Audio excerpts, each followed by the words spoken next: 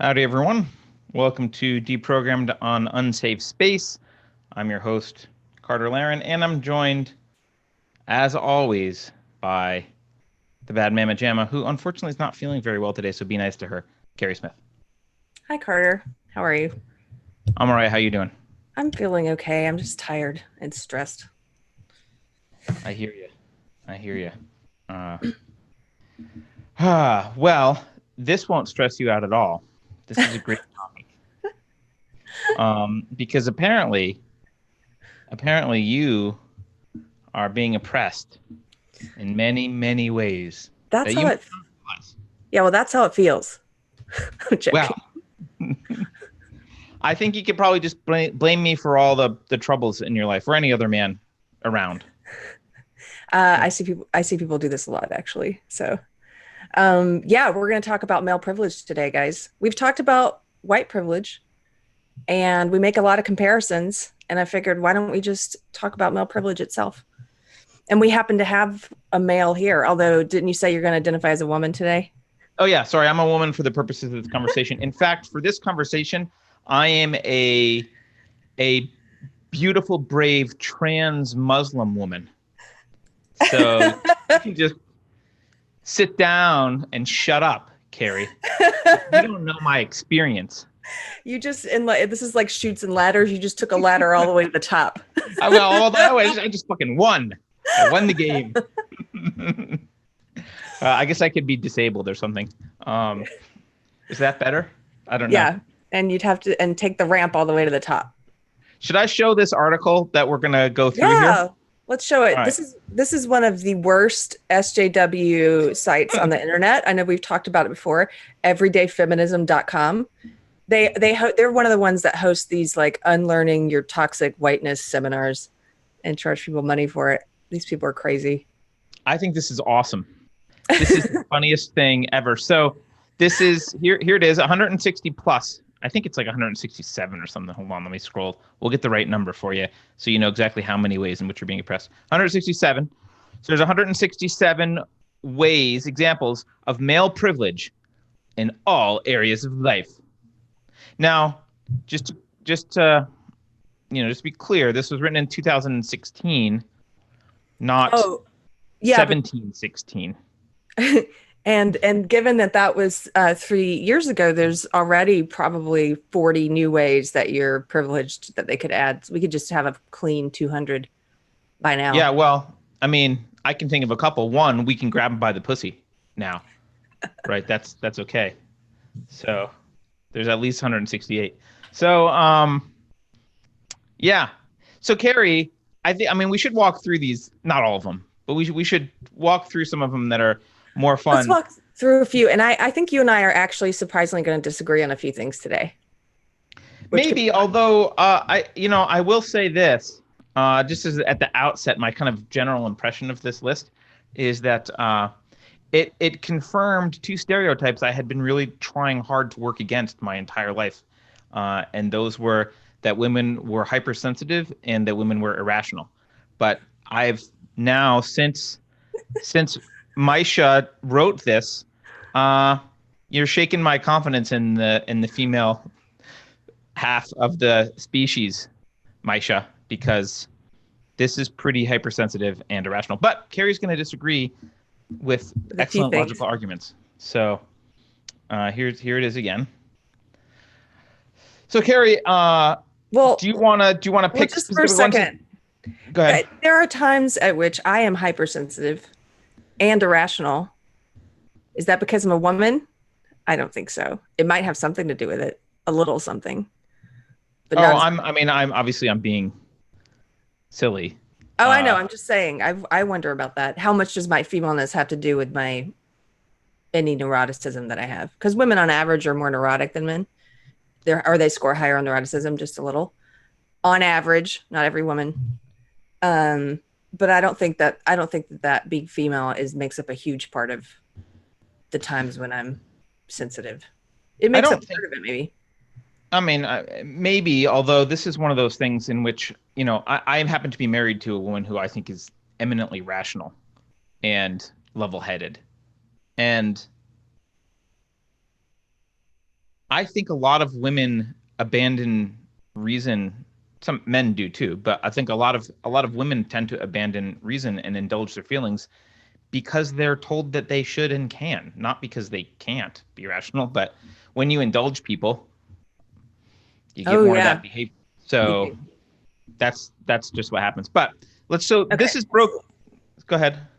Let's do the list. Yeah, this is broken into sections. So the sections are social norms, sex and relationships, gendered harassment and violence, health and body, the media, politics and law, workplace and economy. I think that might be the last one. No, childhood and education is the last one. Oh, and religion. So maybe we just do like a couple from each section, or you pick on the ones that Yeah. you like the most, Keri. But Yeah. social norms, let's start there. What are your favorites? What are the ones you think you're going to disagree with me about? Well, I don't know. Okay, so like number one, you can dominate conversations without being judged. Hey, Women shut are up. exactly. Women are perceived as, quote, too talkative, even when they're speaking less, with one study showing that women need to make up 60 to 80% of a group to have equal time in a conversation. In my experience, just anecdotally, this is true.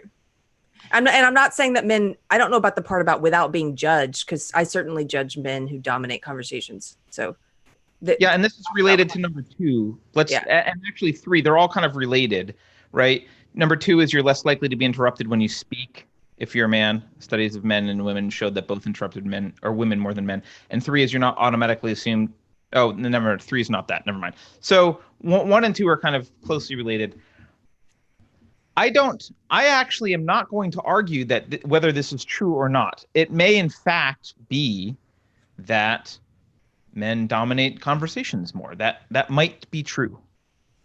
Well, in certain circumstances, like maybe not at home. I know women who won't shut the F up, and they're and the men around them are blessedly quiet all the time because there's no room for them to say anything at all. But in the workplace, look, I remember, here's a great example just from my life, personal life. In the writer's room on this late night comedy show that I was a producer on, there were female comedians and writers in the room who came and told me they felt like and I saw it happen with my own eyes, that they would say something and nobody would hear them. And then a man would say what they said and everybody would be like, great idea. Mm-hmm. And it was this weird kind of like, how do I fight to be heard here? And for you to acknowledge what I'm saying. And it's not all men who just overlook women in that way. And I don't know exactly why that dynamic plays out that way. And certainly in this room, there were fewer women than men, but I've seen it happen before. It's happened to me.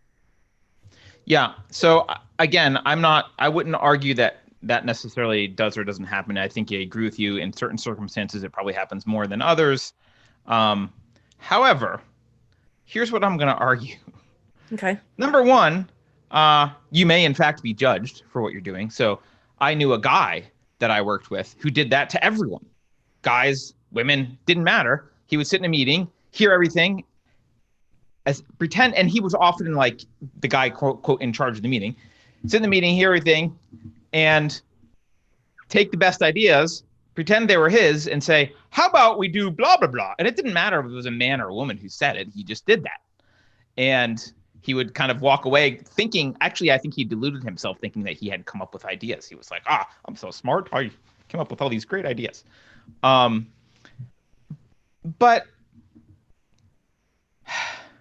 he believed his own lies. Well, yes, but that doesn't mean, how do I want to say this? It's not a privilege. Every time there's a difference in dynamic between how people interact, that doesn't mean that one side is privileged. So in conversations, often, so men are looking for, I think instinctively, often, men are trying to build hierarchies. I mean, you talked about this just the other day with Jordan Peterson, right? Men are building hierarchies. Women are being much more collaborative generally, in general. This is not always, right? But men are more competitive, women generally more collaborative. So in an environment in which there are dominance hierarchies and people who don't have the confidence and assertion, like people who don't assert themselves and have confidence and aren't a little bit aggressive, are noticed by the aggressive alpha males in the room. And they are taken advantage of. And it doesn't matter if they're men or women. They're taken advantage of. It's just that fewer men are willing to not be alphas and fight back themselves. Women are more likely to be collaborative. Now, that's not a privilege that men have. That's just a dynamic that men operate in. And if you're going to step into that world and you want to have equal speaking time, which may actually not be necessary, which is a separate issue. If you want to have equal time, if that's how you're going to measure it, then you've got to play. If it's dominance game being played, you got to play the dominance game, or you got to convince people to switch modes. But like that's how that interaction works. But there's a flip side. All these privileges have a flip side. All of them. Yeah. It's way easier to get a meeting if you're a woman, especially if you're a relatively attractive woman. Yeah, okay, maybe they're going to try. Maybe a lot of guys are going to talk over you and you're going to be more collaborative and submissive in a meeting when maybe you should be more assertive and aggressive, and therefore you're going to get less speaking time. But you know what? You also there's a lot of deference that's given to women. There's a lot of like, oh. Well, hey, give me some deference here for 1 second. I don't know. I'm a trans. What am I? Shit, I forgot what I identify as. God damn it. So Joe says in the comments, in his experience, it's more of a status thing than a gender thing. So the higher up the ladder you are in the group, the more weight your words carry. Maybe. I don't know. I could see it. I could see it that way, but I definitely have seen. I don't know. I think it's a confidence thing, and higher up in the status means generally you have more confidence, but not always. So if you have someone low down who's got confidence, they will own the room, right? Yes. I tend to dominate conversations, as you frustratingly know. Yes. Okay. So here's when I was a full-fledged SJW, there were times when I would have higher status in a room. I was an executive producer, or I owned my own company. I managed people, you know what I mean? But I would walk into a room and I would let some little network shit, for lack of a better word, some little punk, let's use punk. I've let some little punk intimidate me because the ideology told me that all this stuff is true, right? That all this like male privilege and whatever. And I would walk in the room and I would automatically be seeing myself as a woman through a man's eyes. And I don't do that so much anymore. And I now more often view myself as just a person. I don't necessarily go into that headspace of like, oh, how are they viewing me as like he's thinking I'm a woman and I'm incapable and blah, blah, blah, blah, blah, all that stuff. Right. So I would argue then, if you're in this kind of an environment in which there is this kind of hierarchy and there's a little bit of competition going on, then people who are better at that are going, like people who are more confident and assertive are going to come out on top more often. But the flip side is, if you go into a group, I don't know, your Bible study group, I'm just going to guess, your Bible study group with women. If I went into your Bible study group with women and acted like a normal dominant guy trying to assert especially me, right? Because I'm an atheist, I'd be like, well, that contradicts this other thing and blah, blah, blah, right? I'd be arguing. I would never get invited back. The clan would kick me out and probably tell all the other women, like, never date him. Good thing I'm married. Never date him. Like, stay away from him. He's a jerk. Like, I would get ostracized from your little community, right? You're about collaboration, especially if I go in, even if I do a minor thing, if I go into that community and someone's having a problem and my answer to them is like, buck up. Stop being a fucking whiner. Whoa, he wasn't supportive of the woman in the, like, we're supporting each other. This is a support group. Get out. So I don't fit in those dynamics, and people who aren't willing to be assertive don't fit into dominance hierarchies as easily. It's hard. It doesn't mean you can't do it. It's a challenge, but it's not a male privilege thing. It's a difference. Differences between men and women aren't always privilege. It just means you have an advantage in one situation and a disadvantage in another. And that's not men's fault. Okay, but I think that's semantics, because they will say, yes, that's what I mean by privilege is an advantage. But your point, which I think I'm hearing you say, and we've talked about this a lot in relationship to the whole white privilege thing too, is that everyone is privileged in a multitude of different ways and marginalized in a multitude of different ways. And they get so caught up on these specific things, and they take these to be the whole, the entirety of the matter. You know, you are. Yeah, well, I mean, I guess that, or you're a privileged person. Yeah, I want to clarify a little bit. What I'm saying is that for almost each one of these, I don't know about all 167, but for basically all of these, what's being argued as a privilege is cherry picking half of what happens when you have these personality traits in a society. So you have these kind of people who tend to be more this way, these kind of people who tend to be more this way. Well, what they do is they cherry pick instances in which this is a privilege over that and say, look, there's a privilege. And they ignore the instances in which the reverse is true. They just don't talk about female privilege, right? Can you cry at Pixar movies without being shunned by your peer group and made undateable? I saw someone on Twitter who I really like, a female libertarian on Twitter, who was like, I'll paraphrase what she said, but it was something like, men who cry at Pixar movies, like non-starter for date world, or something like, it was like, is a non-starter for dating.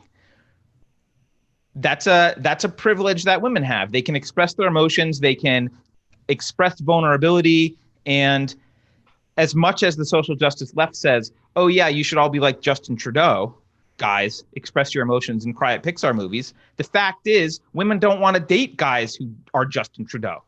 And they're hypocrites. They don't actually want you to express your emotions, because when you do, they make fun of you and say male tears. Right. And they go back and fuck the guy who doesn't express his emotions. So, I mean, there's lots of cases of privilege, but these are cherry picked to be half. It's the half privilege that they care about. So that was my point. Let's move on. Let's move on to the next thing. Hold on. So what do you want to do next, Keri? So that we hit the beginning of social norms. Do you want to do any more social norms ones, or do you want to move on? Here's one. Number 7 there. You're not expected. So they're saying men are not expected to step aside if someone of another gender is walking in their path. I find that to be actually the opposite. I mean, if a guy's a gentleman, they do step aside. Like it just depends. Some guys do, some guys don't. I don't notice this to be a universal thing about men. Oh, men aren't expected to step aside. And also these people, one last thing, these people, again, SJWs are often hypocrites because their ideology doesn't have any logical consistency. And so on the one hand, whoever wrote this is saying, you have male privilege because you're not expected to step aside. However, I could just as easily see them writing something like, you stepping aside is chauvinism. I don't need you to step out of my way or hold the door. Yes, thank you. I was going to say, how is that not the same as holding the door? It's like, well, you told us not to step aside. So that link, by the way, you're not expected to step aside. It links to an article with this woman who did this experiment in New York City where she walked around and intentionally didn't move out of the way. And she bumped into a bunch of people, most of whom were guys. And like a large majority were guys. And she concluded, guys are jerks who don't step aside. But here's the weird thing. Here's the thing. Here's a nuance. Everything here is assumed to be you're wronged. And I just want to point this out. She bumped into guys, right? The guy could easily argue she bumped into him because she also wasn't paying attention or wasn't moving out of the way. They don't blame her. They don't go write an article saying, I bumped into a woman today. Women suck. They don't, right? It's your fault. You bumped into me. For guys, if you bump into each other on the sidewalk, no harm, no foul. Oops, move on. It's not a thing. For this woman, it's a microaggression. It's a problem, right? And so it's male privilege that they don't step aside.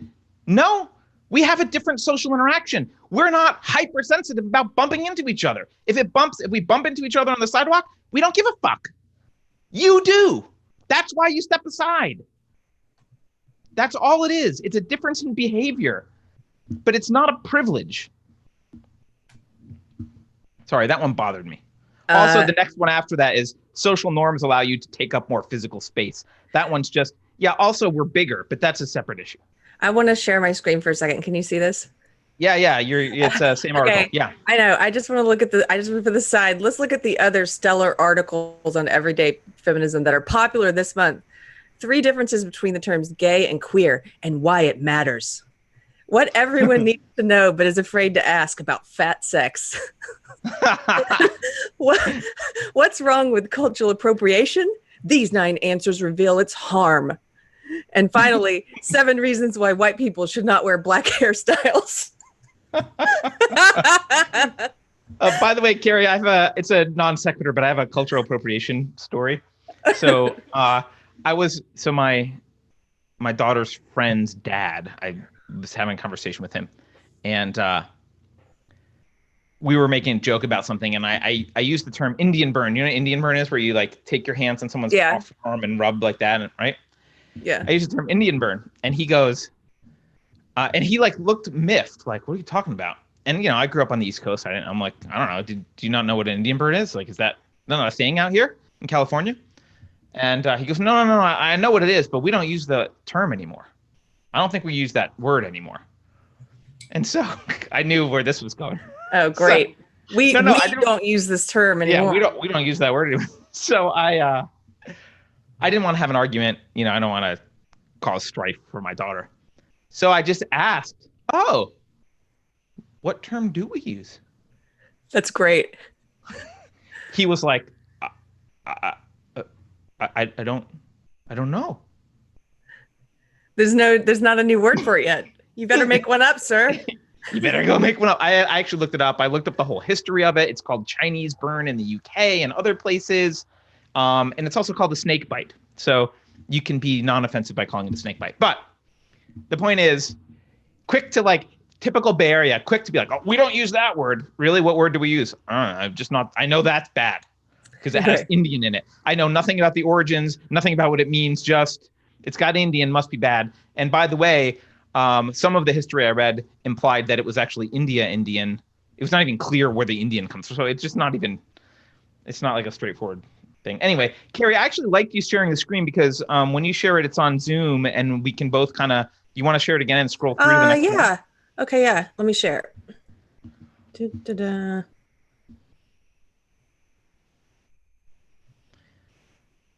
Okay. All right, so let's do the next section. You want to do the next section? Yes. Because it's sex. We all want to talk about sex. What are your favorites from the sex section? Oh, wait a minute. Did I scroll past it? Yeah, you did. It's 19 through 35. Let me move this out of the way. Okay.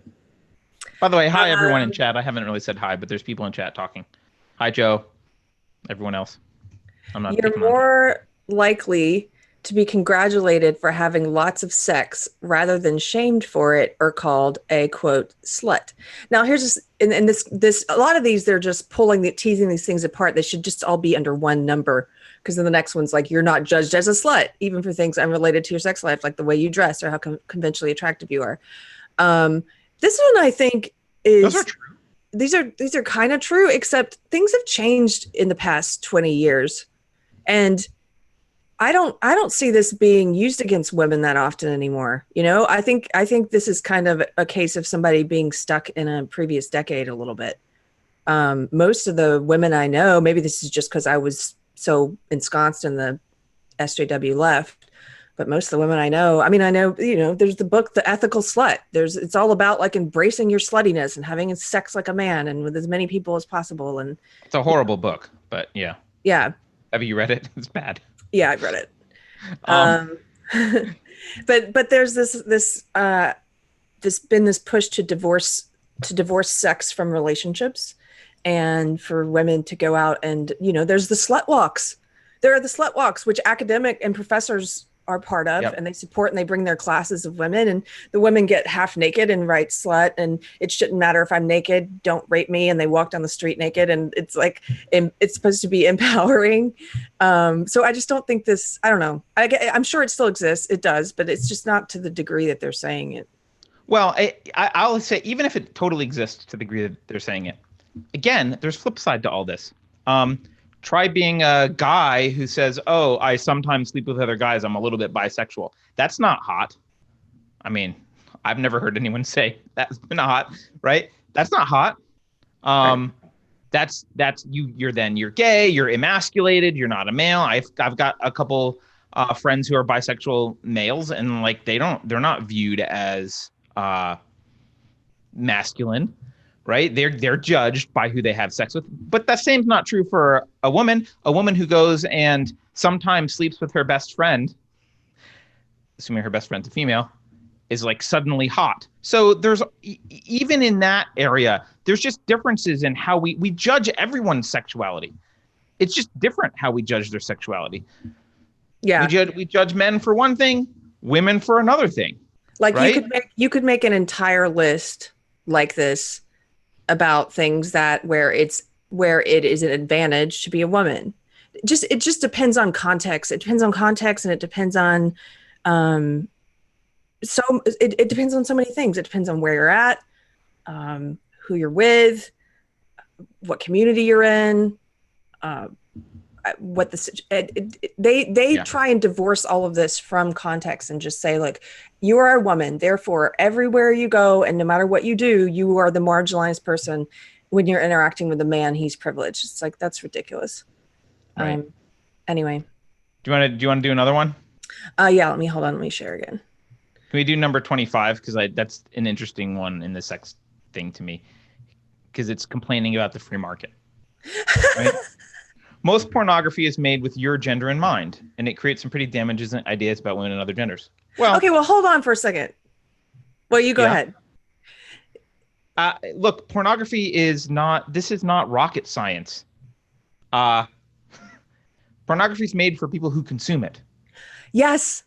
And okay, by the way, women do consume pornography, but men are more visually stimulated and women are more intellectually stimulated. That's why women more often read porn. Right. How many Harlequin romance novels are made for guys? Right. That should be number 25. Most Harlequin romance novels are written for you, women. Yes. Right. I mean, that's all it is. That's all it is. This is the market responding. Trust me. If there was a larger demand for porn made for women, then porn made for women would be more popular. And there is growing amount of porn for women, but it's just, this is a non-issue. Again, it's not a privilege. It's just an observation about reality. And then they're assuming, why is it even good to have porn made with your gender in mind? Yeah, porn's not great for you guys. You should be glad that you're not watching a lot of it if you're not women. Look, I was driving by, there was this strip club in Austin for a while, and it's been closed and abandoned for the longest time because it didn't succeed. But they haven't painted over the wall. They just started painting over one of the walls. It's been abandoned for I don't know how many years. It was called La Bear. Are you familiar with this? It was a strip club. Yeah, it was a strip club for women. Was it a gay strip club? No, it was for women to go and watch men stripping. Well, it didn't succeed. Imagine somebody had a whole business plan for this strip club and they put money and effort into it. It makes me laugh every time I drive past it because, yes, women, on a birthday, let's say bachelorette party, birthday party, something like that, I could see women going out to the strip club. But women are not going to get off work and go frequent a strip club every night the way that some men do. There are enough men that do that to keep the strip club open 7 days a week. There's not enough women going to a strip club to see men to keep it open 7 days a week. It's just, but whoever did that's probably an idealist, like, hey, men and women are the same, right? Like, let's open this club and let's get some hot guys in here to. Yeah, that'll totally work. And it works in Vegas. There's like a few places where it works. But yeah, because their women are there specifically. It's like a girls' weekend or some kind of party. It's a one-time thing. It's not like the local strip joint where there's guys who are going there, grizzled guys going there like every night. Right.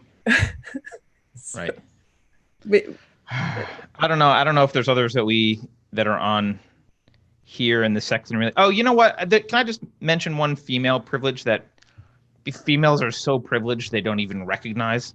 What?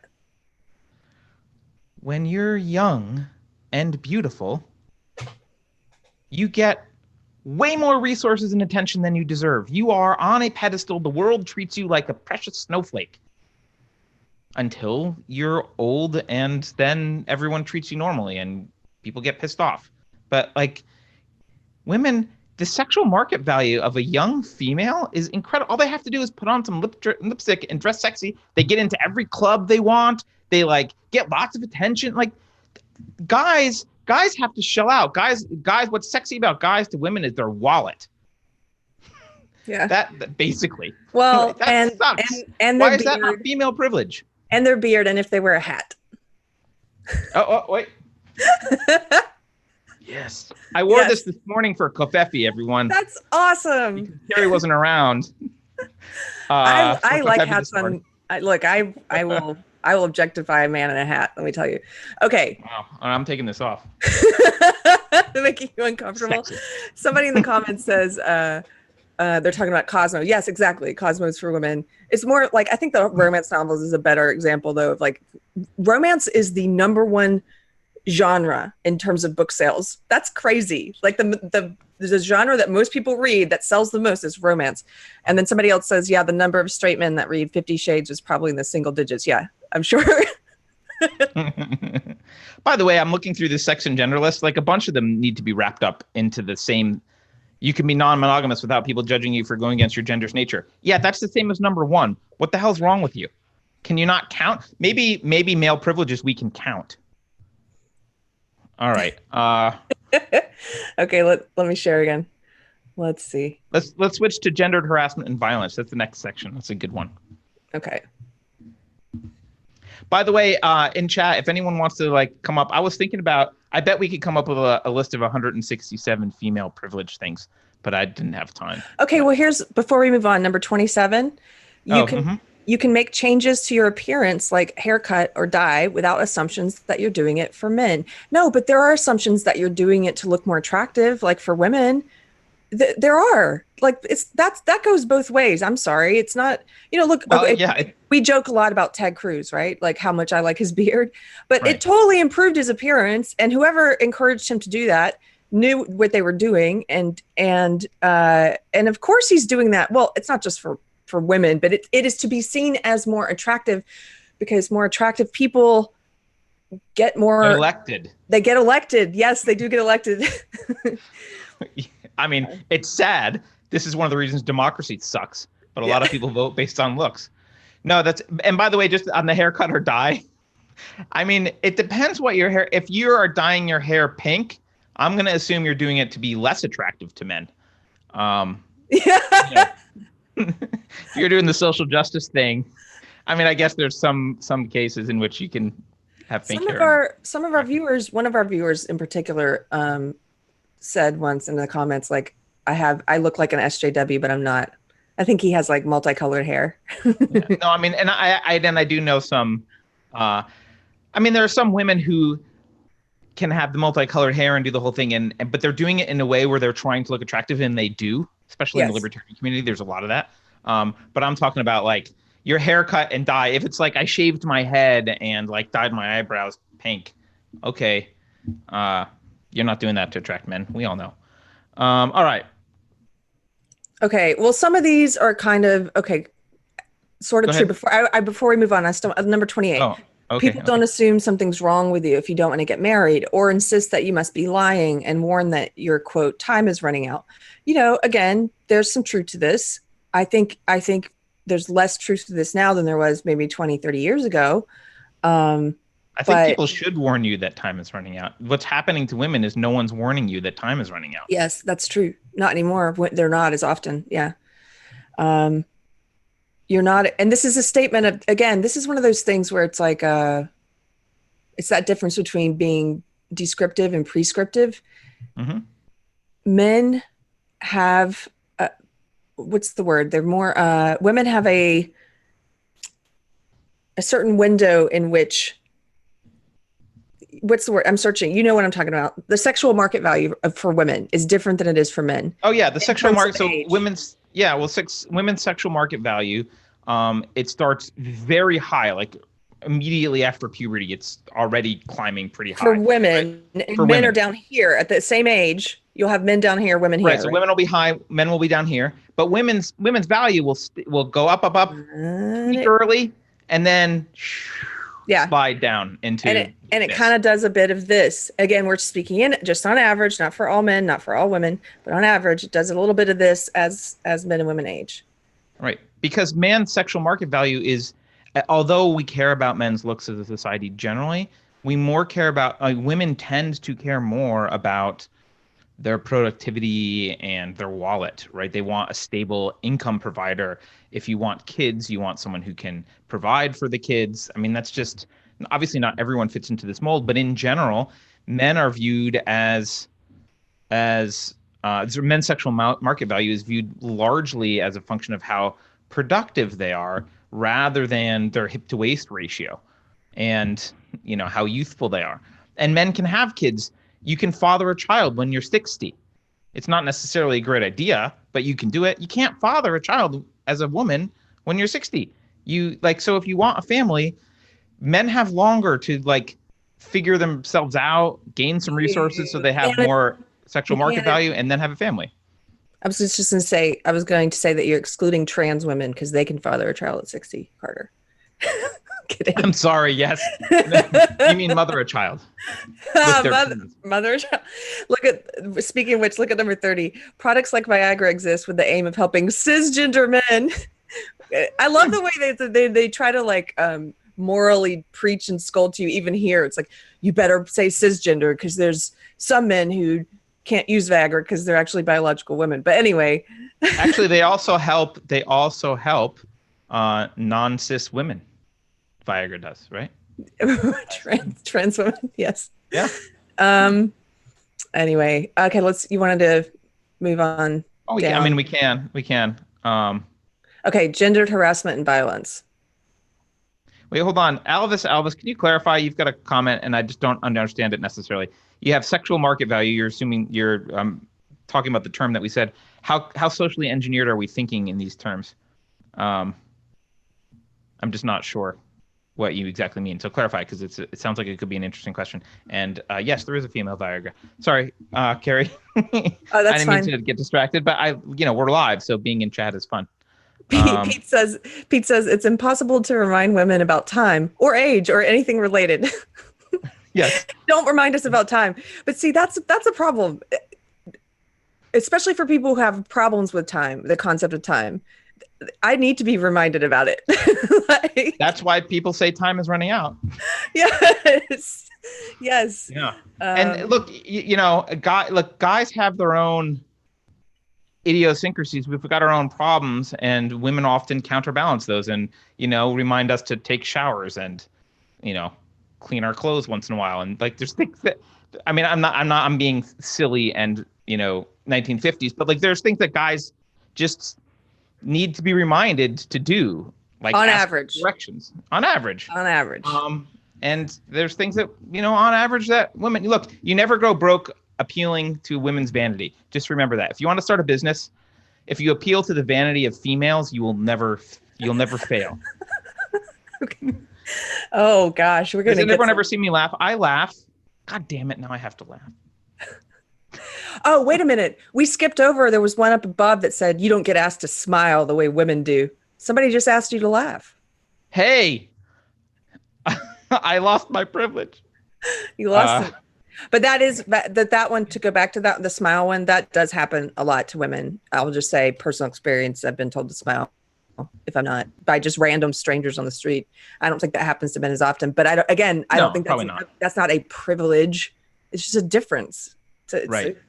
I'm not walking around like, oh, that sucks to be asked to, I know some women who just take all that. So SJWism tells you to take all of that so seriously and to give it so much weight and to have it ruin your day, and then I would always see women, SJWs in my echo chamber posting stuff just got asked to smile by a man. And that's what's that phrase? First world problem. Okay. Yeah, maybe you were not having a good day and screw that guy, but why not let it roll off your back? Why do you have to take that around with you for the rest of the day? That some random guy didn't like that you were frowning.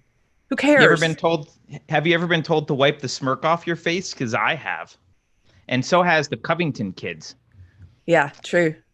I have been told that though. Yeah. No one was telling him to smile. They were saying, stop smiling. Stop smiling. So guys, we got our own thing. We just don't complain about it. Yeah. All right. Okay. Well, speaking of the smiling, that goes right into point number 36, street harassment. You're less likely to be the target of street harassment. The majority of women have experienced street harassment in their lives, and most of the men who do are queer or gender nonconforming. So I guess they're including like catcalling here or anything like that into street harassment. Maybe. Okay. Again, I mean, occasionally maybe that happens. It happens, but it's like it doesn't. I guess my issue when people talk about male privilege and female privilege, I was trying to think about this before we did the show. It's not really important to me anymore. It used to be when I was in that belief system and I believed in it, like this is a major tenet of this ideology and it's very important. And it's not important. Some people choose to make it important and then they choose to see the whole world this way, but they're making that choice. Again, it's cherry picking, right? You're less likely to be the target of street harassment. Okay, women, you're less likely to be the target of home nagging. Female privilege. You're going to get called a sexist if you haven't already by the end of this episode. I don't give a shit. I'm tired of this cherry picking shit about like, here's stuff we don't like about being a female. There's lots of shit I don't like about being a male. Try the fucking draft. Fuck you. Grow up.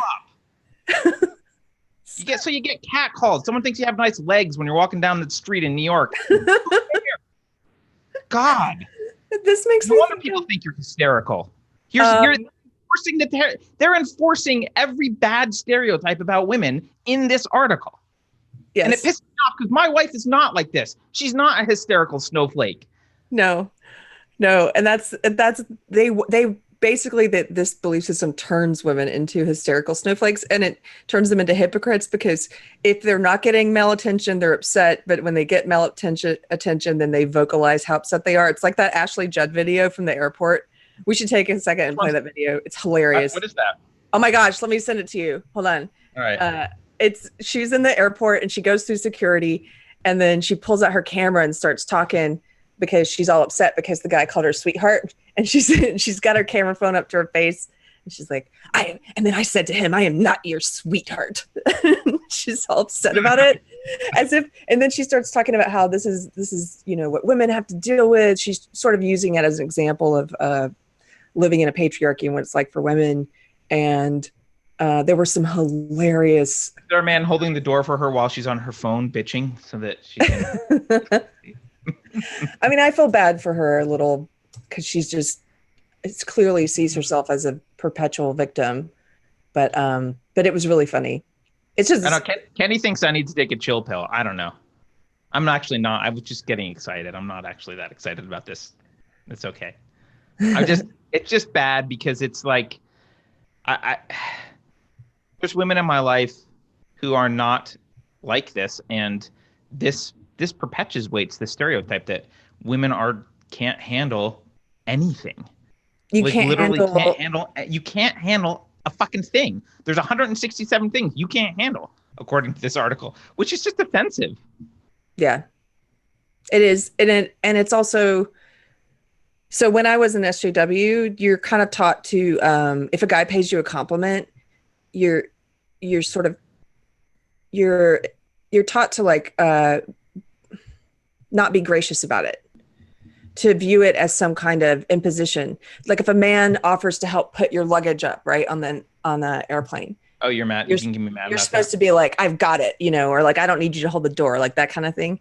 And if a guy pays you a compliment, it's kind of like, people get offended by. Look at the stats. Remember those stats we talked about where millennial guys, what is it, 30% of millennial men, or maybe more than that, think that asking a woman out for a drink is sexual harassment. Well, how are they ever going to get dates? I don't remember. They're not even allowed to ask you out for a date. Like that's considered harassment, really? That's why we need apps like Tinder so there's a level of indirection. They can press a button and like, I didn't ask anything. I just did a button. Yeah. So, anyway, on the other side of it, not being in SJW anymore, it's different learning how to just be gracious. And it doesn't mean you owe a guy something for a compliment, but just say thank you. Like, what's wrong with just saying thank you and moving on? Should I play this whole video? You just sent me this video of what's Ashley Judd. Ask people in the comments. They may not want to see it. I just think it's funny. Right. Do you guys want to see this Ashley Judd video? It's like 2 minutes long. Yeah. Let's while they're deciding our fate with respect to Ashley Judd, let's move on to gendered harassment and violence. We're in there. What anything else in the gendered harassment and violence section? Yeah, let's see. Okay.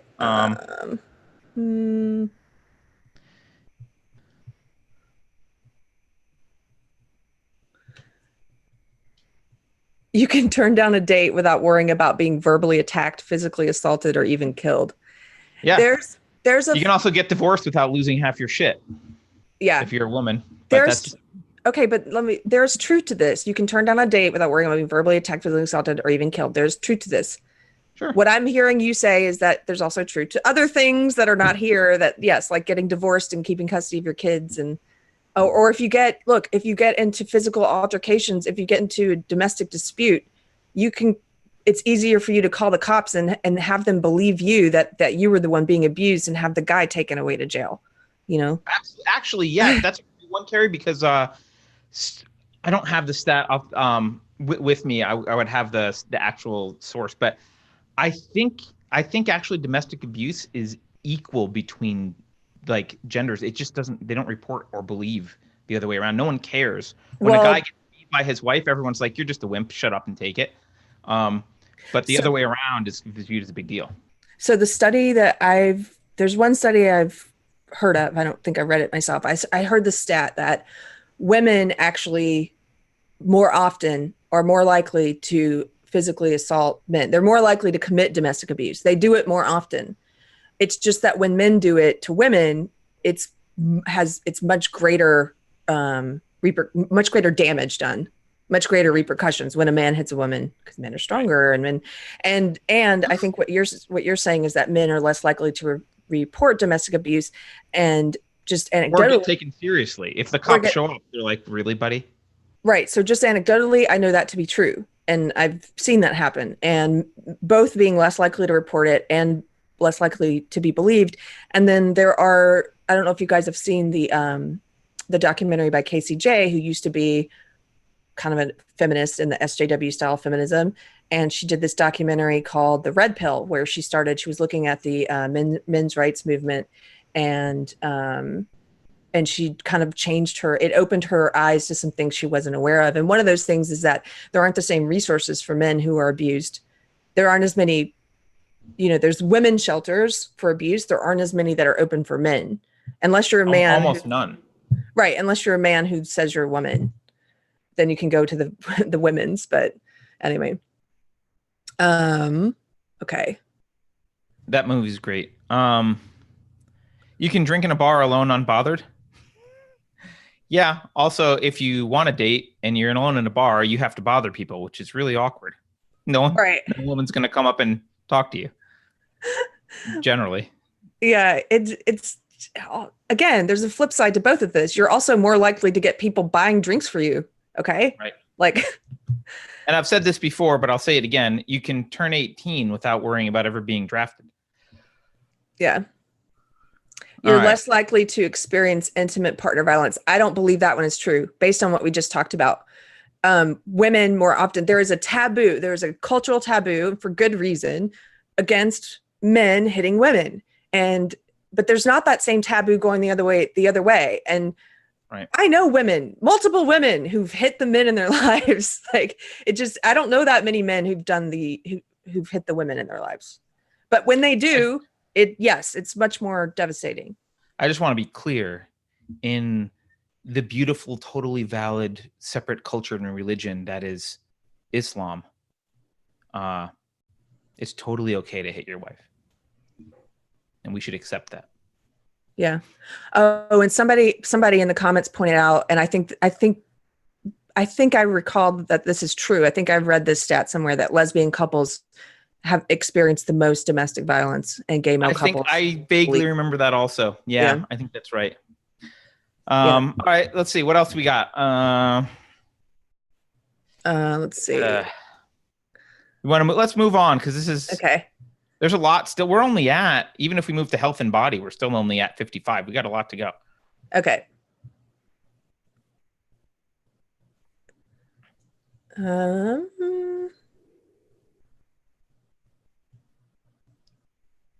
You can age naturally without being judged for letting yourself go. where's that? Blah, blah, blah. The first one, 55. But again, this is the flip side of the idea that like you get value and status for doing absolutely nothing but being young. So Yes, the flip side of that is when you're young as a woman, you are given more status and more attention than usually than men your age or guys your age. But it's true. It does. I mean, this is one of those things that's kind of a statement of fact. Again, it's descriptive, but right. that's the way. I don't know. It's the nature. It's like okay. It would be like, so in bird species, often the male is the most attractive. The male is very colorful, and he's trying in to most species, I think that's true. Right. The male is trying to attract a mate, and he's building a nest, and he's showing the female that he's got he's singing, he's got a beautiful song. I've got the best song, and I've got the best nest, and I'm trying to, and I'm the most flamboyantly colored, and pay attention to me, right? And that would be like writing a list and being like, you know, and the male birds, you get the most color. And that's the way. I don't know. What are you going to do about it? But you know what I like about that analogy, Keri? What? Is we can point out something. To have brighter colors and be loud in the jungle also makes you more likely to get eaten. It's risky to be a male. It's riskier. So yeah, they get the colors and they get the risk. And all of these things have trade-offs. This is just, everything here has a trade-off with the nature of how men and women are. So if you're a young woman, think about it this way. You're in terms of sexual market value, you've got a bank account with a big balance that's going to be going down faster than your male peers whose bank account is going to go up a little bit for a while and then start going down slowly. So, you know, spend that money finding a stable relationship, because if you wait until you're 50, you're less likely to find someone who's wants to be with you. Mm-hmm. But it's easier to stay with someone. Okay. Right. There's a couple here about pressure to be thin. I think this is something that's changed in the past 20 years as well. I think there's pretty equal societal, you know, pressure to be fit and to be. I think so. Yeah. I think so. You aren't expected to eat less, with ideas of being ladylike included dainty. Is this 1950s? Like, I don't know anyone who's like, oh, you eat too much for a woman. I eat a lot. I've never been out, but people will remark on it like it's funny, but not like, oh, you're not ladylike, because you. You and your. I just like that they use the phrase dainty portions. Dainty portions. Yes. You and your dainty portions. Okay. While medical research often ignores women, is that true? I don't think so. I mean, I haven't clicked on that link, but dollars to donuts, that link is bullshit. You know, the fat thing, can I just make a comment on the fat thing? Yeah. The fat thing is a new, like, relative to human history, the fat thing is a new thing that we're dealing with, because we didn't have enough food to be fat for most of We've never been this fat before. Right. So suddenly we're fat and we're like struggling with, like, actually, because there was a time, right, when being fat was a sign of wealth, and it was like, oh, being pudgy meant you were part of the aristocracy, and that's great. But like, we've kind of figured out as a society that actually fat's not attractive, contrary to Sports Illustrated and SJWs generally. Fat's actually not healthy and not attractive, and maybe we shouldn't just eat as much as we want. But that's a new phenomenon that we're having to deal with in society. So this weird of like, hey, we should have pressure to be thin. It's like, yeah, kind of, but that's just because we're struggling with what the hell it is to have too much food. That's a new thing. Yeah. I like the word dainty too, Keri. Oh, because somebody, I'm not talking about you. I said somebody in the comments said, is dainty the new moist? No. Moist is a horrible word. I just don't like it. I don't mind the word moist, but I get that a lot of people hate it. So. But I love the word dainty. Dainty, I feel like, needs to be said with a Southern accent. Okay, let's move on. This list is just silly, guys. I mean, but people take this stuff seriously and they get all riled up about this stuff. And I feel like they're in a prison of their own making. because they view all of this as it limits what you think you can do. You know, when you walk into a room and you're carrying all this stuff with you about living in a patriarchy and being so oppressed, and I gotta, you know, there's men here and they must be objectifying me, and you're just walking in with all this baggage, and you're not able to focus on what you're in that room for in the first place, you know? You know, Pete makes an interesting point in the chat here, Keri. Like, women judge themselves about things that guys don't even notice. Yeah. Women do generally, like, often they're dressing for other women. Yes, they're not, because every guy who's been in a relationship knows this, right? Your woman would be like, what about this lipstick? What about this thing? What about that? It's like, I don't know. Whatever. We don't care. But her girlfriends care very much. And I just want to clarify number 66. It says that men can show their nipples in public. You may as well, women. I hereby give you permission to show your nipples in public. So. Okay, whatever. Number you don't like that one. That's fine. That's fine. You don't have to like it.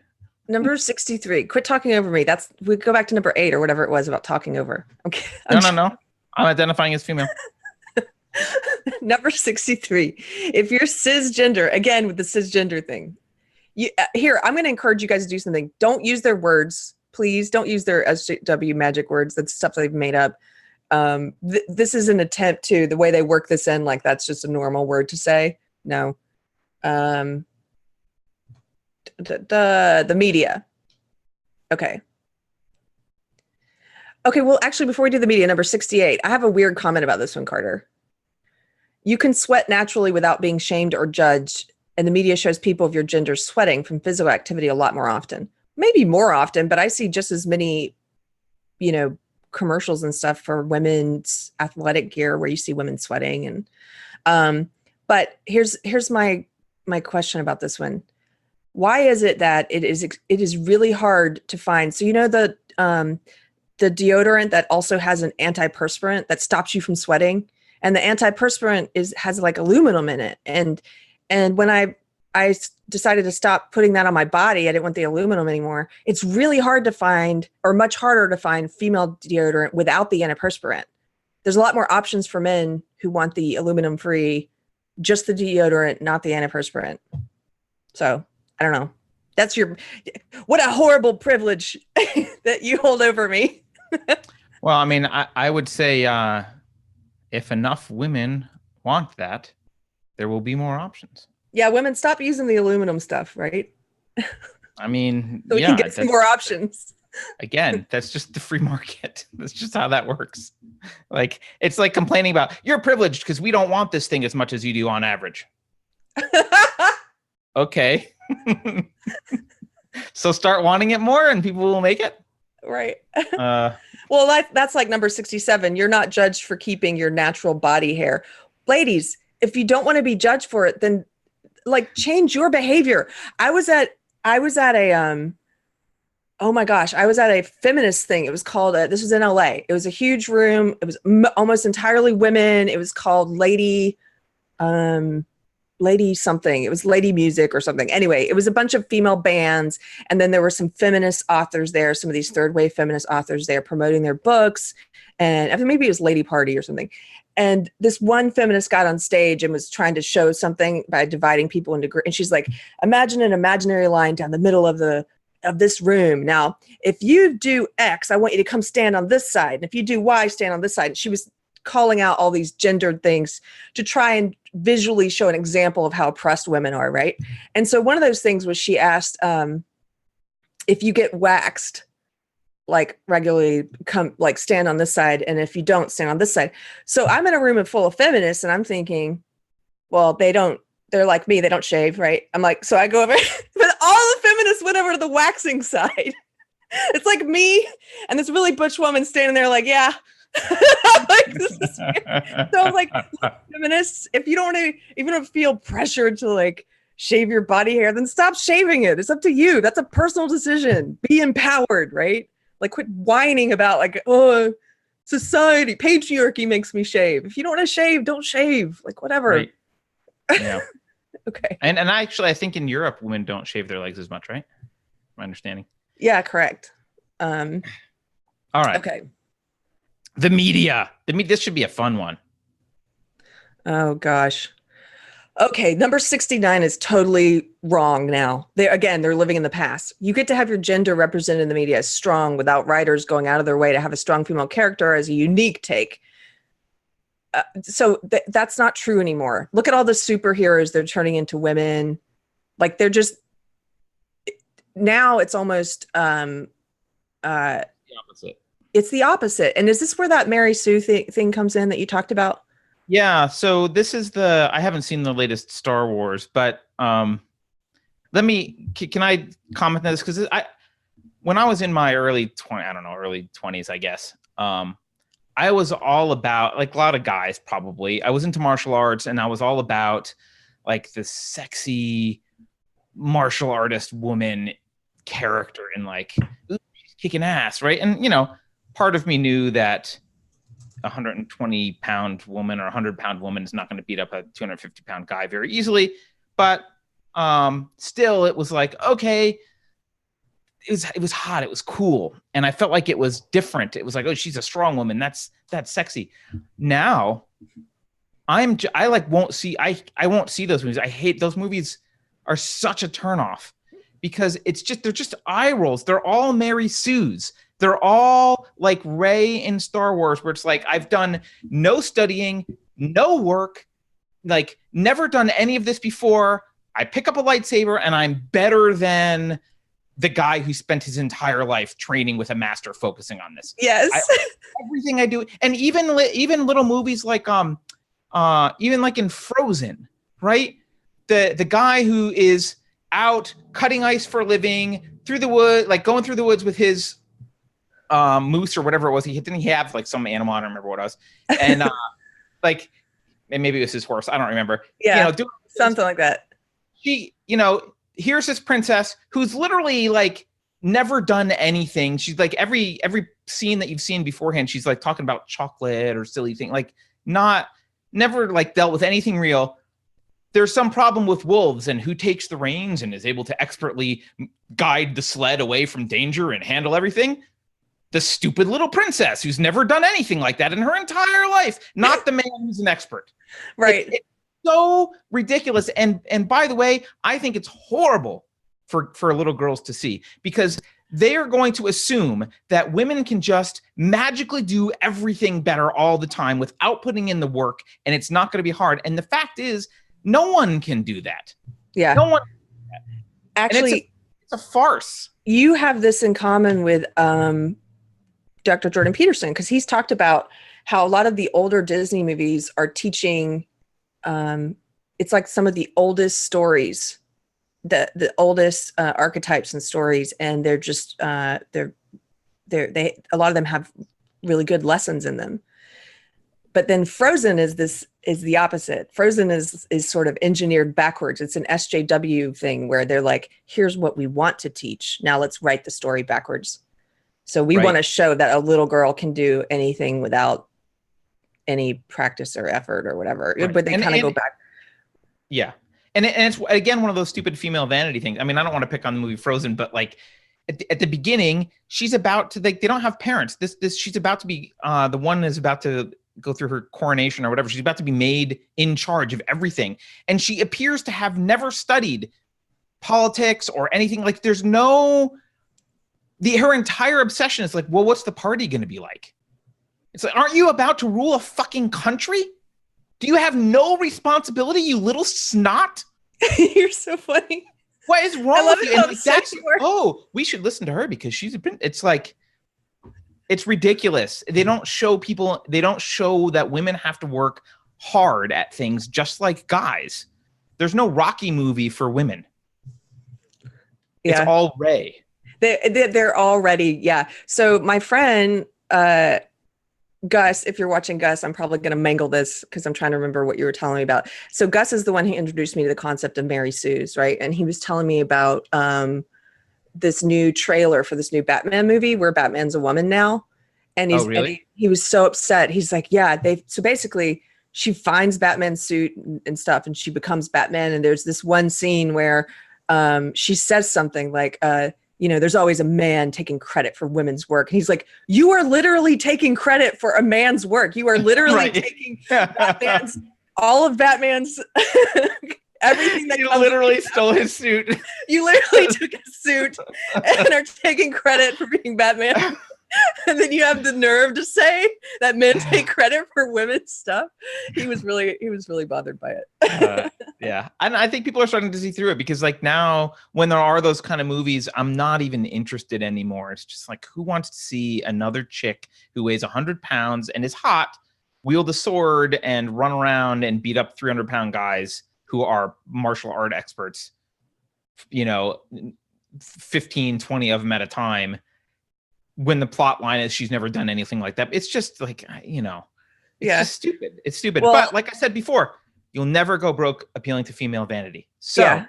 Well, so in the chat, Gurman says there are plenty of strong females in media and literature that are not hand-fisted in a patronizing way. That's true. Yes.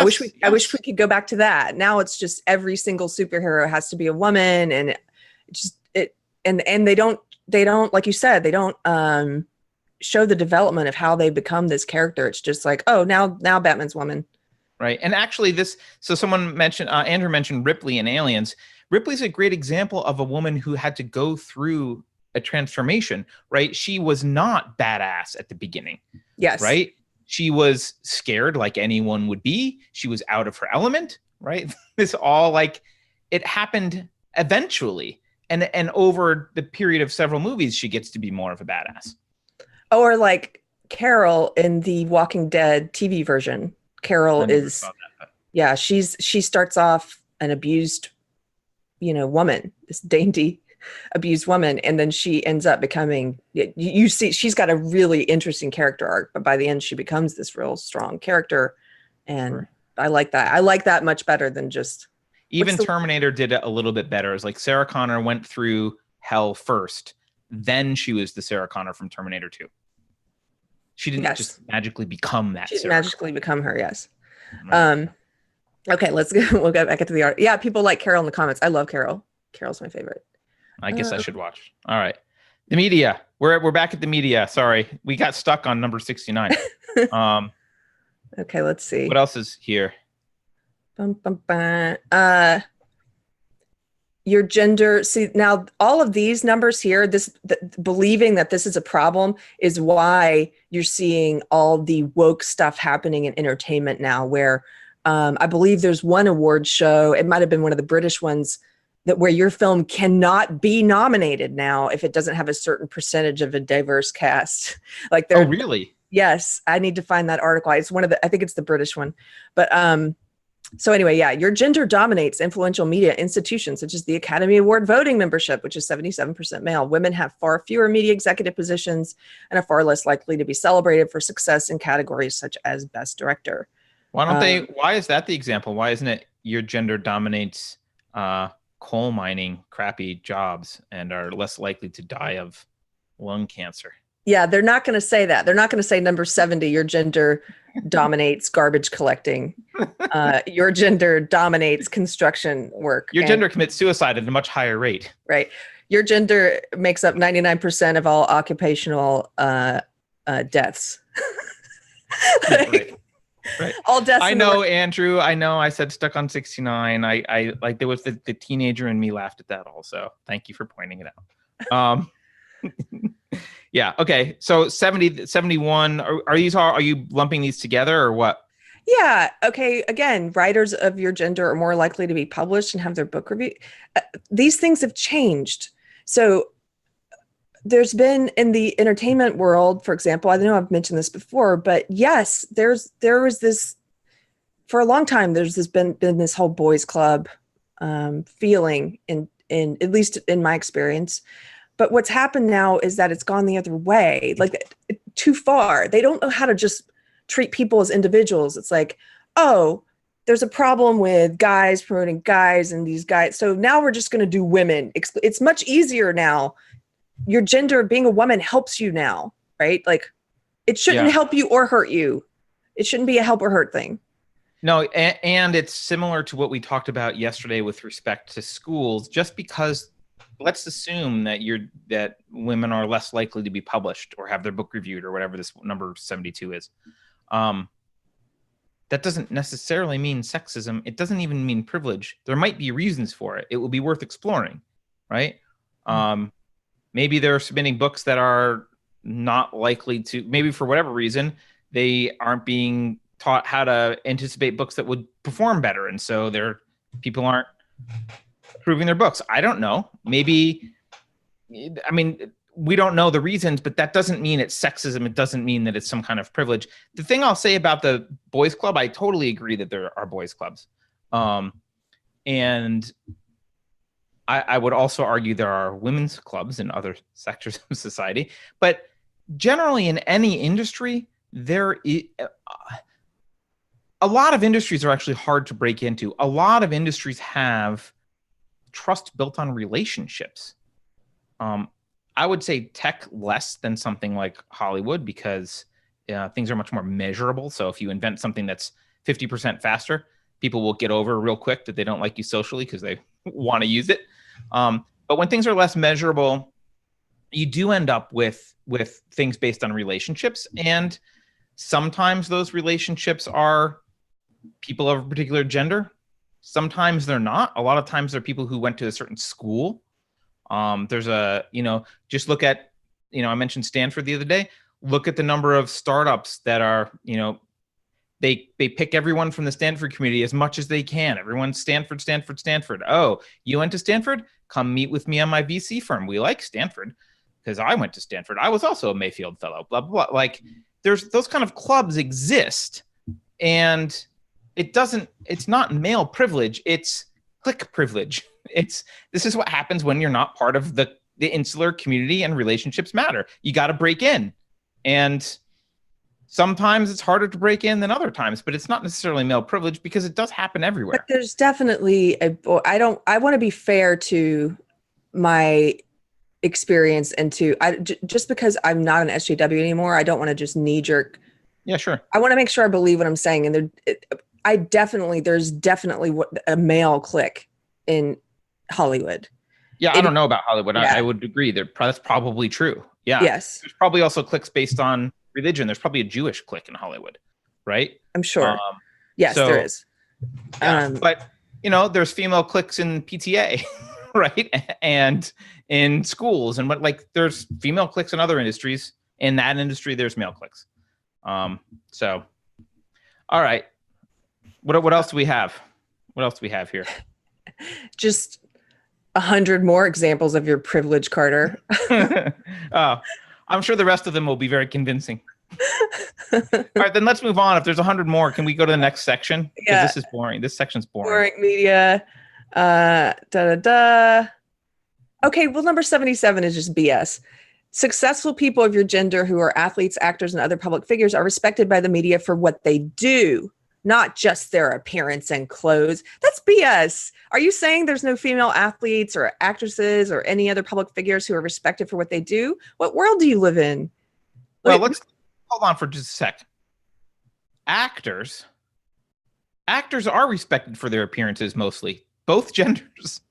But for their performance. Like Meryl Streep, people respect Meryl Streep because of what she does, because she's a great actress. It's not because of her appearance and clothes. In fact, Jodie Foster is my favorite female actress. Jodie Foster, right. Like this person is living in a la la land that doesn't exist. Like that's ridiculous.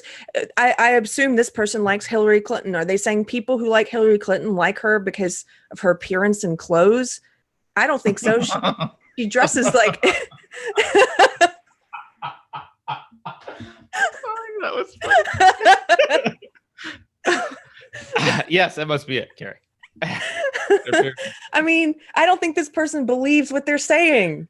Again, no, they don't. They don't. Say what you believe and believe what you say. The thing goes back to what we said about sexual market value earlier. Like, yes, there's a different standard for men and women. Fine. The athletes thing, I mean, it's hard to tell. I mean, I think Martina Navratilova was not respected for her looks. I think it was her performance. It's for her performance. Yeah, men's athletics are more popular, so you're going to have more men that are respected for their athletic abilities because men are better at sports. Look at women's gymnastics. Look at tennis. Look at Serena Williams. Nobody's idolizing these women who excel in these sports because of the way they look and their clothes. They're idolizing them because they are the best at what they do. Just like this. That's just a ridiculous one. The other one that is kind of interesting to me is number 78. You can easily enjoy sports with athletes of your gender, as men's sports get more airtime and promotion than women's sports. Well, guess what, SJWs? You guys are dismantling what bit of women's sports does exist because you're allowing men to now compete in women's sports. So you can't simultaneously, I mean, you can, but you're a massive hypocrite. You're simultaneously complaining that women's sports don't get airtime and promotion and it's not as easy, but then you're destroying women's sports. So which is women's sports are not going to get airtime and promotion. They're not as good. I'm sorry. Own up. They're not as good. That's why they don't get airtime and promotion.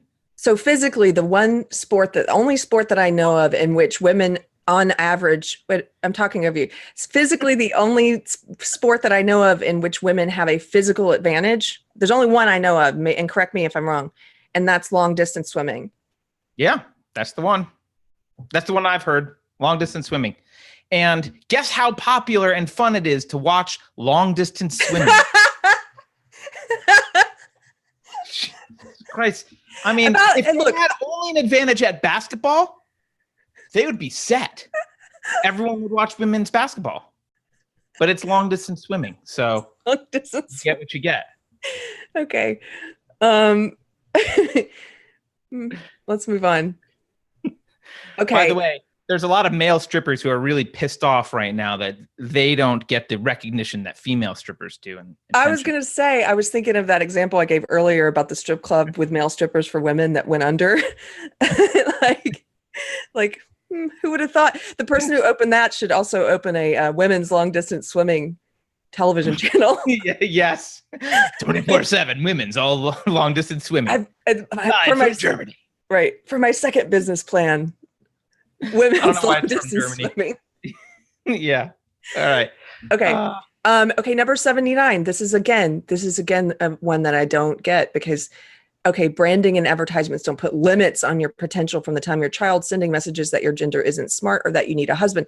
So they've tried, they're living 20 years ago, 30, 40 years ago again, because now it's the opposite. They reverse engineer it. In fact, I mean, I can't tell you the number of just walking through a Target and all the female like empowering and women are the best and all the shirts are, it's just this over the top, women can do anything. And then there's shirts for little boys that say, there's that one that says boys will be boys and it's crossed out and says boys will be good humans. Can you imagine putting that on your little boy? Well, good human. Synonym for boys, so I'm okay with it. You're okay with it, but they're trying to say boys are not. Yeah. Anyway. Yeah, I mean the other thing, I will say there is an unfair advantage that little boys have, and that is they are not told that you are smart and can do anything automatically. They are told, I don't know, you want to be an astronaut, you better work your ass off, kid. They're not told the world owes you anything. You can do anything just because you're a boy power. That's not a thing. So they're actually going to turn out better because they're going to have to work. And the whole need a husband thing, yeah, we don't say that anymore, but also we kind of should, in the sense of like, if you want children, you should have a child with another person because two parent families are better for the kids, and you should find stability. Like it's not like you need a husband to be complete. It's that we all know that very likely, on average, you will probably want children because that's how your biology works, and probably would be easier if you thought about that sooner rather than later. That's all it is. It's just good advice. And that doesn't, again, that's averages. Not every woman's going to want kids. Some people in the comment are saying that women's tennis, women's volleyball are fun to watch. They are. I enjoy, Yeah. I also like watching the gymnastics and yeah. I like watching the women's gymnastics too. What did you say? I was making a misogynistic comment intentionally to be funny. It's okay. I'll be quiet. Do it again. What did you say? No, I just women's volleyball is good because they're scantily clad. Like that's why we like watching them, and that's why guys watch women's volleyball. Do you believe that to be true? It's part of the reason, probably. Probably part of the reason. It's not like I do enjoy watching like gymnastics, and that's not a reason for it. It's just amazing. Like female gymnastics can be incredible, right?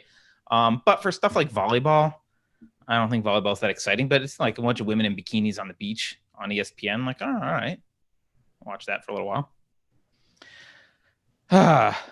Okay. All right. Going back.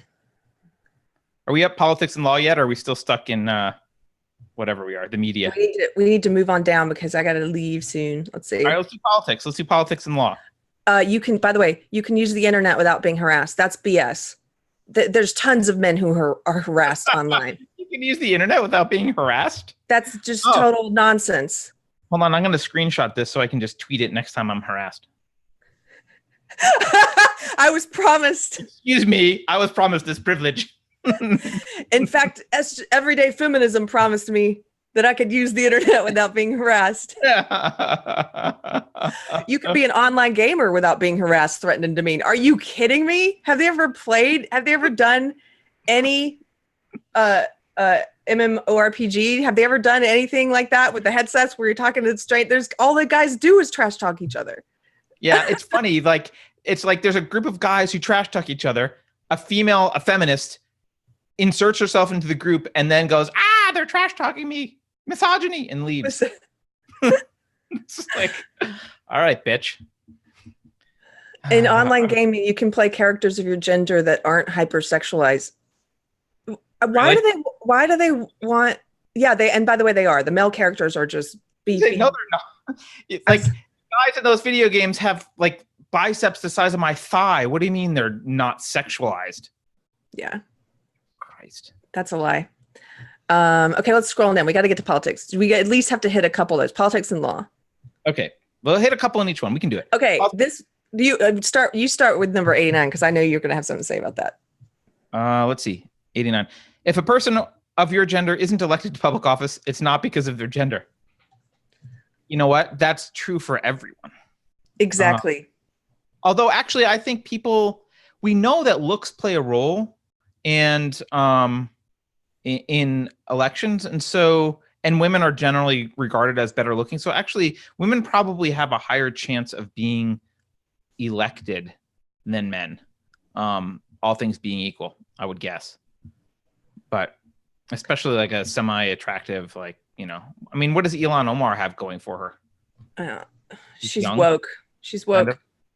I mean, and they vote. They actually vote. And I told you, I confessed to this when I was in SJW. They vote according to their ideology in terms of all these identity groups. So that's why I can't remember if I voted for Kamala Harris or not, because she was running against a Latino woman, and I can't remember how I ranked them hierarchically, but whoever I felt was most oppressed at the time is the one I voted for.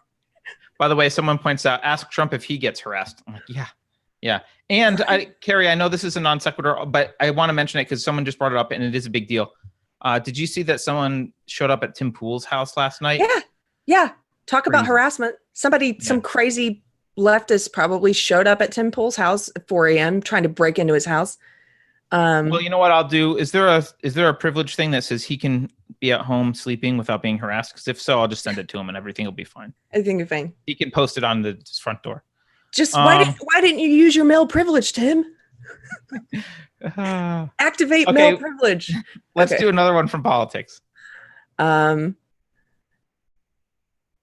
political candidate of your gender doesn't have to face media scrutiny that reinforces gendered stereotypes of not being suited for leadership. I mean, I just don't think that's because anytime they say anything, they assume it's a gender stereotype. It's like, I don't think she's good for leadership. That's because you're sexist. No, yeah, it's the same with race. They basically want to create a situation where you can't criticize someone if they check off any marginalized box, because even when somebody, like if you criticize a woman, then it's because of sexism. If you criticize a Black person, it's because of racism. Like they automatically go there to make it's like Teflon, like you're not allowed. Oh, sorry, my doggy. Yeah. Sorry, it's the mailman. You go ahead, Carter.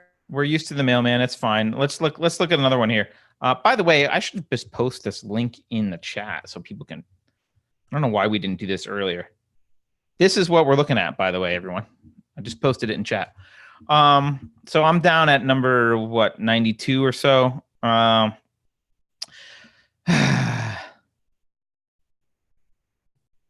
Political leaders of your gender aren't judged for not demonstrating ladylike behavior. I've never seen any. I don't know what that is. You don't have politicians primarily of another gender making laws to control your gender's bodies. This is just one, like, true. But everything's not about gender.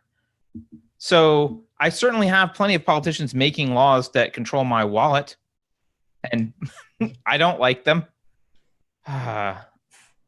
They're more lawmakers. This is just all, Keri, this section is all about intersectional representation. This is all about, like, oh, your group is more represented than our group, therefore that's privilege. All of these are that.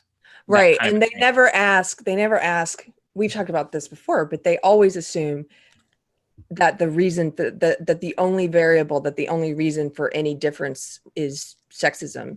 They don't ever attribute it to differences in interest or any number of other things. It's just they don't look for other reasons at all. Yeah, they don't look for other reasons.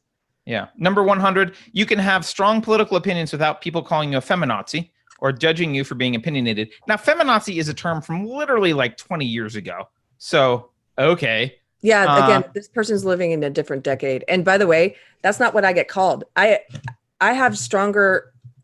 voice myself more confidently now, my opinions, and I make sure they are my opinions and I'm not speaking other people's opinions. And I do so more often and with more confidence and sometimes with what people said I'm aggressive even, in a way I didn't do when I was in SJW. And I've never been called a feminazi, but I've been called a Nazi. I was going to say, I was hoping you went there. I was like, you can just drop the fema part because, you can, anything that's not social justice, you get called a Nazi. I've been called internally misogynist. I've been called, any alt-right, which I'm not, a troll, red-pilled, blah, blah, blah. And guess who calls me names? The kind of people who write articles like this. Yes. Yeah. And also one of this is funny. People won't call you a feminazi or judge you for being opinionated. That's not an insult. Why are you like, oh, we get judged for being opinionated? Yeah. You should say thank you. I don't understand. Like, that's not an insult. People call you opinionated. I'm like, okay. Kenny says, who hasn't been called a Nazi these days? True. Yeah. Everyone. True. It is true that only women can be called feminazis, in fairness. They've called Charles Barkley a white supremacist, okay? I think that the bar is pretty low now for being a white supremacist. I didn't know he was called a white supremacist. And they called him a black white supremacist, and they've called Bernie Sanders a white supremacist. Oh, well. By the way, you see Bernie Sanders' boxing video the other day? It's astonishing. No. Okay. Workplace and economy. Let's see.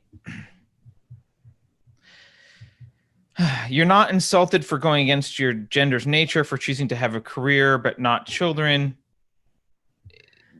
Women aren't insulted for that. In fact, women are too often insulted for going with their gender's nature and having children. Yes. In my experience, that's true. I think. And by the way, if you're Mr. Mom, you are kind of insulted a little bit. If you're a stay-at-home dad, people are like, oh, I guess. Oh, you're totally insulted. Yeah. And actually, well, this is like what Laura said in the chat. What is this, 1955? When did you write this? All right. All right. You're paid more for your work. That's a blatant lie. On average, white women earn 78 cents. So, okay. Here's the thing about the wage gap, and we should do a whole video about the wage gap. Let's do a whole Deprogrammed on it. Because we haven't? No, we haven't. But it is a lie that when you account for what they do when they give you that number about women being paid less is they put in all women and all men working. They don't account for whether the people are working part-time or full-time. If you take out the women who are working part-time, that's important. You should take out the women working part. You should compare apples to apples instead of apples to oranges. They don't include they don't acknowledge the fact that a lot of the women they include in those numbers took like a lot amount of time off from their career, from the workforce, to be moms, and so they're coming back into the workforce without having spent all that time building up the resume and building up the steps they need to make more. And so if you isolate, if you look at like men and women, single men and women who don't have kids and who haven't taken time off, who enter the workforce at the same time and have been doing what they do, women make more. They will not tell you that. Yeah. Well, and I don't know if you recall, but recently Google wanted to make sure that they were fixing their wage gap problem. So they did a deep dive, and it resulted in them having to increase the salaries of a bunch of guys. Of the men. Yeah, they did a deep dive and they found out the exact opposite was true, that they were paying the women more. And there's that great, I think it was Glamour. Was it Glamour? We can put a link later, but there was that great video where maybe it was Elle, some women's magazine did a video where they had, they were going to do a video on the wage gap, and they had the white guy and they had a black woman, and they did the same job at different companies. Yes. And they had a whole discussion about how not only do women get paid less than men, but black women get paid less than white women. And it was this whole thing. And then they revealed their salaries, and she was making like $20,000 more than him. But kudos for them. They still put the video up. I was like, oh, and then the guy had to sit there and listen to her to continue to lecture him about the wage gap after they just revealed that she makes a lot more than him. Well, but he was a woke soy boy, so he agreed with her and, like, you know, asked if he could wash her feet with his tongue or whatever it was he was doing later. Okay, just so you know, Carter, I have like 5 more minutes and then I have to go. All right, well, let's pick a couple more. Okay. Let's pick a couple more. By the way, the number 110 has been proved false in Australia. If you have a man's name on your resume, you're more likely to get an interview for a more prestigious job than if you had a woman's name. So in Australia, they did this thing. I'll try and find the study, but they did this thing where they were like, take the names off the resumes, because women are not being selected as often as men because they have female names. And what they actually found is when they took the names off the resumes, the men got invited more often to interview than the women did. Put the names back on, guys. Put the names back on. Well, look, the truth is, and this is, anyone who hires knows this, for at least a decade in Silicon Valley, at least, I mean, it's been, you go out of your way to try and get women and minorities because there's a lot of pressure to have women and minorities in the workforce. And sometimes it's really hard to find a woman or minority to fill a job, but you know. All right, so how about we spend the last 5 minutes in the chat, or like anything you guys want to? Oh, I see you asked. I think people want. So if they tell us, I will do it. Is Jean-Pierre being serious? He's telling you MGTOW. You see the rest of the show without you, which I could. If you leave, that's fine. Yeah, you can. MGTOW is ridiculous. Men going their own way. Look, I understand why that's a thing now, but I think it's an unhealthy thing. And I think it is just as bad as basic. So men going their own way is this, like, men who have decided that they're just going to give up on women and they're not going to interact with women or have relationships with women. But what they're doing is they're judging an entire group of people on the basis of sex and on the basis of some negative interactions they've had with women. And that's collectivism. It's just as bad as. Yeah, I have a little more sympathy for. Oh, well, it's a joke. Lighten up. Well, hey, I didn't know it's a joke, dude. Yeah. You got to make it funny. I knew it was a joke, but I still have a little bit more sympathy for the MGTOW movement, just because a lot of the MGTOW, what they've done, a lot of them have seen, like, they saw their dad get destroyed by a divorce, and they're just like, I'm never getting married and having kids because I don't want to risk it. I can't trust, and I get it is collectivist to say, like, I can't trust women, but they're also just concerned that the laws are against them. So you've got the entire legal apparatus of the United States against you if you get married as a man. I agree. Actually, I have sympathy for them too. That's why I said I understand it. I just want to be clear that I don't think it's healthy, but there are lots of things you can understand and not think is a good thing. But we're at a place where people don't try to understand anymore. That's part of the problem.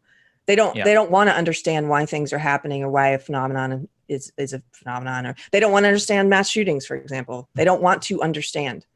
Yep. But anyway. All right. Childhood and education. You get a higher amount and quality of attention. I've got to run, so I'm going to say goodbye. But you guys continue on in the chat and continue with the video. Well, we'll just do a few more because I know that it's boring without you, Keri. Bye. Have put your hat on. Okay. No, I'll put my hat on. The hat comes on. You should wear the hat with me. We should wear hats together. Okay. Bye, guys. It was very fun. Thanks for joining us for Deprogrammed, and I'll talk to you later. You remind people of book club. That's your thing. Book club September 15th. Now we moved it. All right. Thank you, Keri. We'll just do a couple more because I don't want to stay by myself for too long. But 147 is, I'll share my screen actually, since Keri's not here. I will share the screen. So 147 is you get a higher amount and quality of attention from teachers, like more substantive feedback that improves your learning. I haven't clicked on this link, but that runs counter to all the understanding that I have about here. They've done a lot of studies that especially elementary school teachers view boys as broken girls, and they get a lot more discipline, and they score lower on grades. And so that's just not true. If you actually do the experiment Keri was talking about where they remove the names, that's when you learn that teachers actually grade boys more harshly. So this is that's just one that's not true. I'll look back in the chat and see if there's any other suggestions. You're bored? All right. Well, if you're bored, Artema, we can leave. We can be done. I get bored without Keri. It's very sad. I'm still going to do a couple more because I want to round this out because I'm kind of a obsessive person. So I'm going to do one more at least from the last section, which is the last section is religion and the lack thereof. And I mean, you can see some of these. If you're religious, you're more likely to have a religious leader of your gender. You're less likely to have your beliefs attributed to irrationality and scientific ineptitude natural for your gender. I've never heard that, but okay. If you're religious, you're less likely to be assumed incapable of choosing your religion for yourself, like when people assume that Muslim women need saving. So this is a weird one because many Muslim women do need saving. If you were an actual feminist, you would look across the pond and see what's going on in the Middle East and how women are treated. You would thank the West for treating women much better, and you would try and help the women that are being forced into marriage, women that are for a while, women couldn't drive in Saudi Arabia. They couldn't have the same access to education. They're, like I mentioned earlier, husbands can beat them. You can say, hey, they should be able to choose Islam, but a lot of women don't choose Islam. So, all right, let's see if there's one more, and then I'll just stop.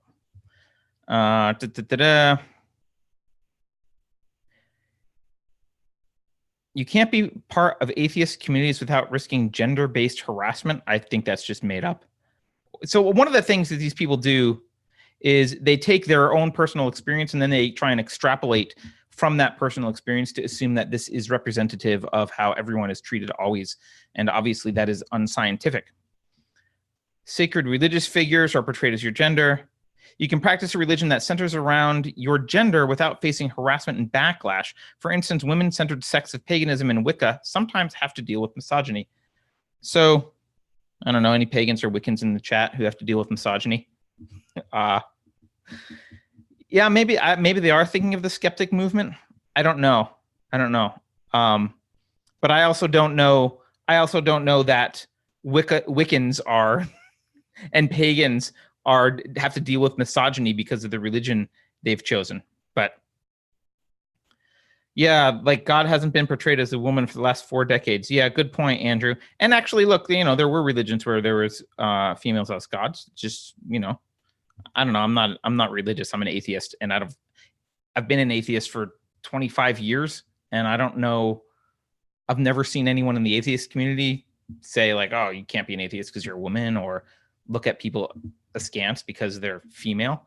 And this is another point they had in this article. I don't remember where it was, but they have a complaint about nerd culture. In fact, I kind of want to find it. They have this complaint that if you are ostracized, let me just see if I can find the word ostracized. Nope, that wasn't the word they used.